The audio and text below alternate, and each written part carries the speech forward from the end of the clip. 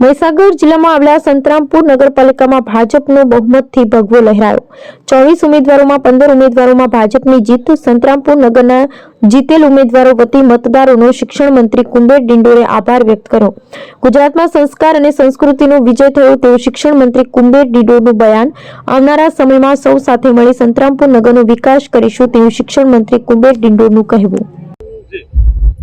સૌને મારા નમસ્કાર। આજે પૂરા ગુજરાતમાં સ્થાનિક સ્વરાજની ચૂંટણીઓ નગરપાલિકાઓની ચૂંટણી સંપન્ન થઈ।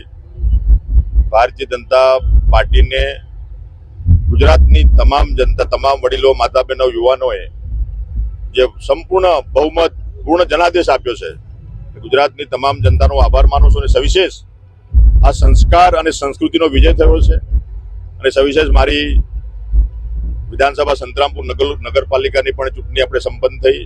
એમાં મારા તમામ નગરના આત્મીયજનો, વડીલો, માતા બહેનો, યુવાનો, તમામ સમાજના આગેવાનો અને મારા બૂથના કાર્યકર્તાઓ, મારું સંગઠન અને અમારા બધા જ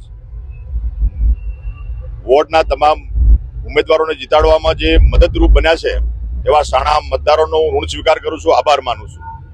સવિશેષમાં આમ સાથે મળીને આ નગરનું સિનિયરો બદલાય એના માટેના પ્રયત્નો કરીશું। તમામ નગરજનોના અભિપ્રાયો પણ લઈશું અને સાથે મળીને જે સ્પષ્ટ જનાદેશ મારી ભારતીય જનતા પાર્ટીને નગરજનોએ, સાણા મતદારો જે આપ્યો છે એમનો અમારા ઉમેદવારો વતી પણ હું ઋણ સ્વીકાર કરું છું અને એમનો આભાર માનું છું। અને આવનારા સમયમાં જેટલું સારું થાય એટલું સાથે મળીને તમામ ઉમેદવારો, તમામ સમાજના લોકોને સાથે લઈને આગળ વધીશું। અને સંતરામપુરની જે આન બાન અને શાન જે છે, અમારી જે નદીઓ છે એને જોડીને અહીંયા હરિયાળું નગર બને, ક્લીન સંતરામપુર બને, ગ્રીન સંતરામપુર બને, એના માટેના પ્રયત્નો સાથે મળીને અમે કરીશું।